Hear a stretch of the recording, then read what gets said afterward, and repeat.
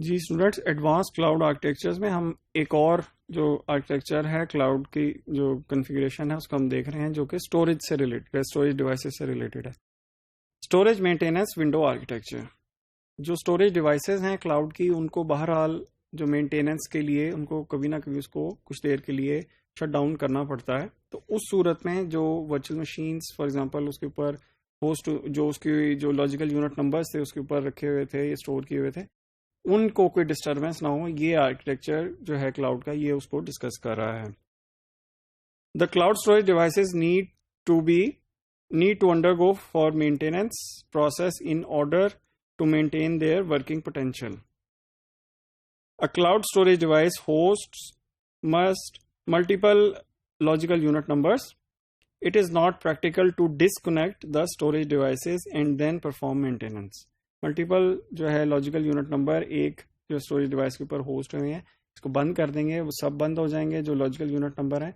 इसके नतीजे में जो डेटा की जो रिक्वेस्ट आ रही थी कंज्यूमर्स की, वो भी जो है वो नहीं प्रोसेस की जा सकेंगी और इससे डिस्टर्बेंस आएगी। सो ये एक कोई अच्छी प्रैक्टिस नहीं है कि मेंटेनेंस की खातिर एक स्टोरेज डिवाइस को डाउन करके जितने भी लॉजिकल यूनिट नंबर थे उन सब की एक्सेस को स्टॉप कर दिया जाए। In order to maintain the availability of data, this architecture, ये जो आर्किटेक्चर हम डिस्कस कर रहे हैं, temporarily copies the data from a to be maintained storage device to a secondary device. जिस डिवाइस को मेंटेनेंस की रिक्वायरमेंट है उसको शट डाउन करना है, उसको शट डाउन करने से पहले उसके ऊपर जितना भी डेटा था वो एक सेकेंडरी टेम्परेरी स्टोरेज डिवाइस के ऊपर फॉर टेम्परेरी पर्पस जो है ना, एक सेकेंडरी स्टोरेज डिवाइस के ऊपर वो डेटा ट्रांसफर कर दिया जाए। ये मॉड्यूल जो है इसको सजेस्ट कर रहा है। The data is arranged stored in the form of logical unit numbers which in turn are connected to different VMs और एक्सेस बाय डिफरेंट कंज्यूमर्स। जैसे कि हम बात कर चुके हैं कि डेटा हम ये सपोज करें कि वो लॉजिकल यूनिट नंबर्स में अरेंज है, ग्रुप्ड है, और हर एक जो लॉजिकल यूनिट नंबर है वो एक वर्चुअल मशीन या एक कंज्यूमर जो है वो उसको एक्सेस कर रहा है। It is therefore important that the logical unit numbers be migrated live. The connectivity and availability of data are maintained. यानी ये मॉड्यूल सजेस्ट करता है कि अगर हम स्टोरेज मेंटेनेंस विंडो आर्किटेक्चर जो है अप्लाई करें तो जो डेटा है जिस डिवाइस के ऊपर होस्ट है उसको मेंटेनेंस के लिए शट डाउन करने से पहले ट्रांसफर तो करें, ट्रांसफर लाइव माइग्रेशन हो, यानी डेटा की जो कनेक्टिविटी है उसके अंदर कोई अवेलेबिलिटी उसके अंदर कोई जो है कोई हर्ज ना है। Once the data is migrated, the primary device is made unavailable.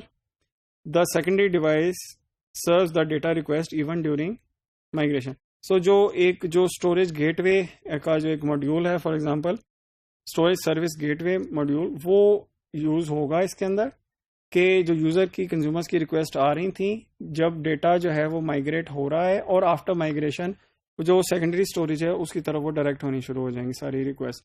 सो जो कंज्यूमर है उनको जो है डेटा की अनअवेलेबिलिटी जो है उसको एक्सपीरियंस नहीं करना पड़ेगा। The data is moved back to primary storage after the maintenance is over, the whole process remains transparent. So data जब ट्रांसफर किया सेकेंडरी स्टोरेज पे, डिवाइस को मेंटेनेंस के लिए बंद किया, इसकी मेंटेनेंस का प्रोसेस हो गया, उसके बाद जो सेकेंडरी स्टोरेज थी जहां हम टेम्परेरीली स्टोर कर रहे थे डेटा को, वहां से डेटा को वापस इसी जो है जो उसकी जो प्राइमरी जो स्टोरेज थी उधर वो लेके आके उधर ही स्टोर कर दिया, और ये सब कुछ लाइव हुआ।